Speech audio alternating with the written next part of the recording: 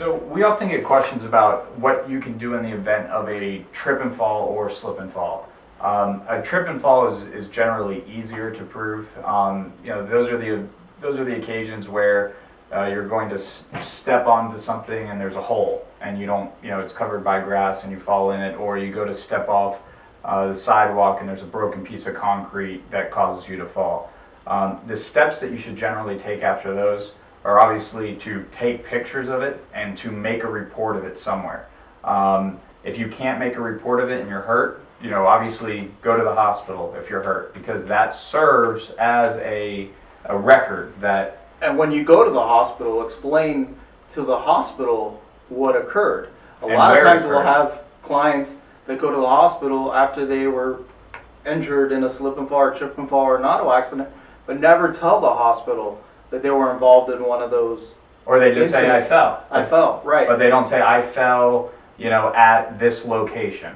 And those medical records can sometimes be used against our clients. So, try to be specific in when you're explaining to them what happened. And in a trip and fall, it's very important to try to take pictures. And what I see, some of the most common mistakes that people make is when they take a picture, they take it vertically as opposed to horizontally.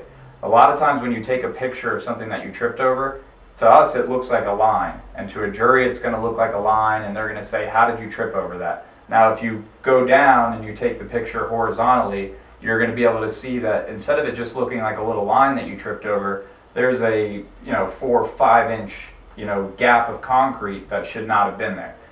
Slip and falls, those are a little bit of a different animal. The legislature has changed the law, essentially saying that you have to show that the business had actual or constructive knowledge that this substance was on the floor.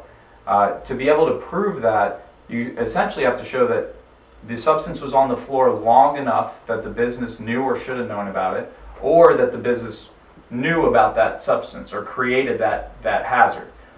That's why it's very important when you do slip and fall in a store to get as many people around you that may be witnesses, get their names and contact information. Also to take pictures of the surrounding area, because a lot of times it's very, very hard to prove that substance has been on the floor for X amount of minutes. However, if you were to take a picture and just to the right of the substance is a cashier or a station where employees are stationed, it's very easy to say that, hey, it didn't have to be there for 45 minutes for someone to discover this. The person that works right there was able to see this and did nothing about it. And my client then came and slipped on that floor. And that makes cases much easier to prove. And I think on trip and falls and slip and falls, especially trip and falls, if it takes you going back to the scene the next day to make sure you know what you tripped on, what caused the trip, take a picture, because that immediate picture is priceless for us in determining if there is negligence and if we can pursue a claim for you.